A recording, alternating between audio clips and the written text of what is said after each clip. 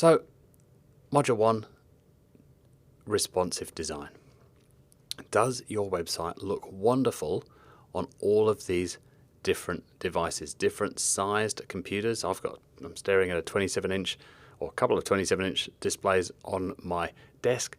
Please don't make the mistake of saying, yep, it looks good there, but what about that 11-inch laptop or the tablet in portrait mode or a 5-inch screen on a mobile? It's got to look great on all of those devices.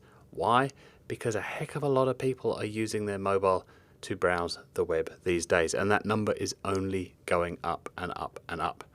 80% of internet users search via a phone, but something like now a little over 50% of all internet usage is from a phone. And if you're doing any kind of Facebook advertising, you must have a great mobile site, because 90-something% of Facebook traffic is on a phone.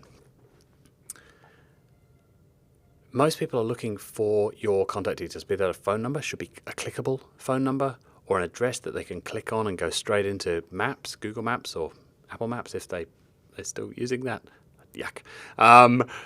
So making sure that information is easily accessible on mobile is a great thing. And one of the biggest reasons that you want to pay attention to this is that Google want to know that your site is mobile friendly, because they know most of their users are looking at Google on mobile devices, and so they want to give everybody a good experience, and they're going to start to penalize you. They already have started to penalize you if your site does not look great on a mobile. Now, if you're doing Google AdWords, this is built into this funky thing, which I won't go into here, called quality score. Essentially, Google are going to charge you more per click if your site does not look good on mobile. So that alone should be a good enough reason to sort this out. And having just the one site saves you money. So rather than having a mobile site and a regular site, just having the one site that adapts and looks great on all of these different screens, you've only got one thing to keep current, one thing to change, one thing to go fix when it breaks. It's just much easier.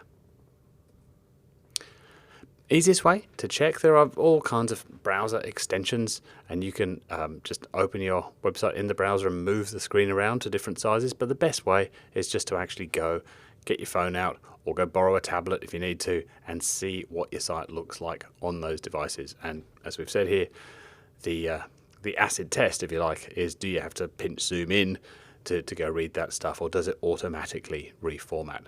If it's not instantly legible, if it's not instantly easy to navigate, then maybe want to have a think about making some changes.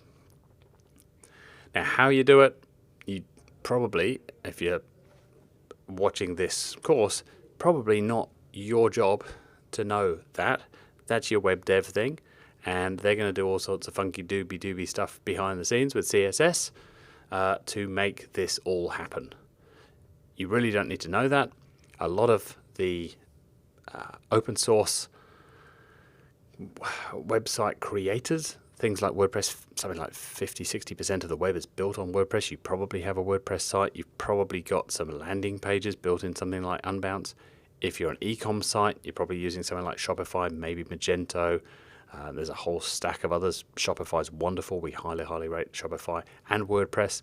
You do not want to be on some sort of platform that is closed, that only your web dev knows how to use, something that they built themselves 4 years ago and haven't really done a great job of keeping up to date. So we highly recommend using open source, well-known platforms like WordPress and Shopify, and most of these will now have responsive templates built in, so it's just taken care of. A quick example for you, just to see the kind of differences. So not only do things resize, they may also rearrange depending on the exact screen. And then you can, if you want to, you can get a bit funky with this, and you can dive in there and say, oh, on mobile I actually don't want this content to show at all, or this content, or this content. When you're starting to think about the different context in which somebody is using these different devices. So it's not just about readability. It's not just about the time it takes to load an image. So we want the image to be smaller on mobile. There's all sorts of other considerations. But again, your web dev should be able to guide you with that.